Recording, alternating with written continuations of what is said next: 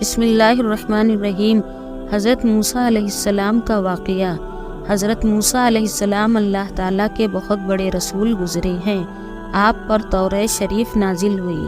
ان کی قوم جنہیں اس وقت یہودی کہا جاتا ہے، انہی بنی اسرائیل کی ہدایت اور نجات کا کام آپ کے سپرد ہوا۔ قرآن پاک میں آپ کا بار بار ذکر آتا ہے، اس لیے اس قصے کو کھول کر بیان کرنا چاہتے ہیں۔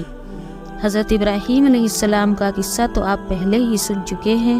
حضرت ابراہیم علیہ السلام کے دو بیٹے بہت مشہور ہوئے، حضرت اسماعیل علیہ السلام اور حضرت اسحاق علیہ السلام۔ حضرت اسماعیل مکہ مکرمہ میں ٹھہرے، جہاں حضرت ابراہیم علیہ السلام ان کی والدہ کے ساتھ چھوڑ آئے تھے۔ یہاں ان کی اولاد خوب پھلی پھولی۔ انہی میں ہمارے رسول پاک جناب محمد صلی اللہ علیہ وسلم پیدا ہوئے۔ حضرت اسحاق علیہ السلام کے بیٹے حضرت یعقوب علیہ السلام تھے، جن کا دوسرا نام اسرائیل یعنی اللہ کا بندہ تھا۔ ان کی اولاد بنی اسرائیل کہلائی۔ یہ لوگ حضرت یوسف علیہ السلام کی وجہ سے مصر میں آباد ہو گئے تھے، جہاں کا قصہ پہلے تحریر کر دیا گیا ہے۔ یہاں وہ مصریوں کے 400 سال تک غلام بنے رہے۔ مصر پر اس زمانہ میں کتبیوں کی حکومت تھی، ان کا بادشاہ فرعون کہلاتا تھا۔ یہ بنی اسرائیل پر طرح طرح کے ظلم کرتا تھا۔ اللہ تعالیٰ نے رحم فرمایا اور بنی اسرائیل کی ہدایت اور آزادی کے لیے حضرت موسیٰ علیہ السلام کو پیدا کیا۔ مصر کے بادشاہ فرعون کو نجومیوں نے بتایا کہ بنی اسرائیل میں بہت جلد ایک لڑکا پیدا ہونے والا ہے، جو تیری حکومت کو تباہ کر کے اپنی قوم کو آزاد کرا لے گا۔ اس خبر سے وہ پریشان ہو گیا اور اس نے حکم دیا کہ اس قوم میں جو بھی لڑکا پیدا ہو اسے ذبح کر دیا جائے، مگر لڑکیاں زندہ رہنے دی جائیں۔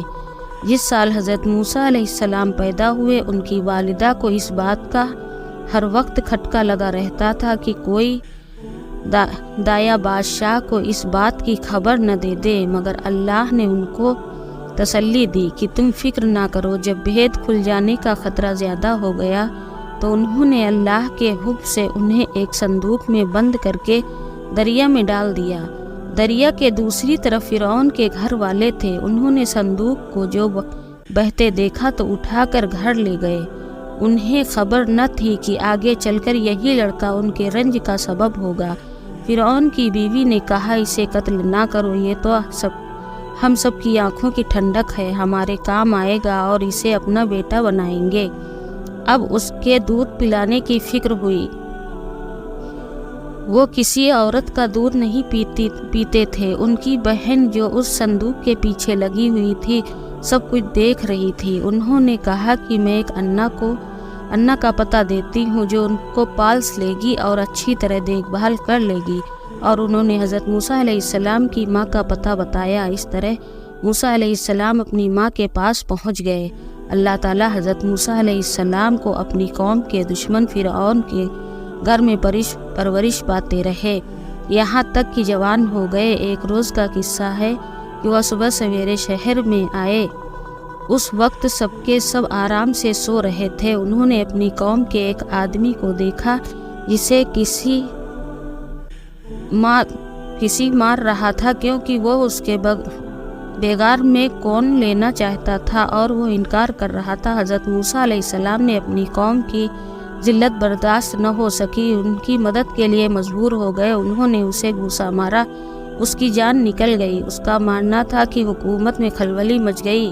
بنی اسرائیل کے ایک شخص نے ہماری قوم کے آدمی کو مار ڈالا، چنانچہ حکم دیا گیا کہ قتل کرنے والے کو مار دیا جائے، مگر موسیٰ علیہ السلام کو وقت خبر مل گئی اور وہ مدین کی طرف چلے گئے، جو حضرت شعیب علیہ السلام کا شہر تھا۔ السلام علیکم۔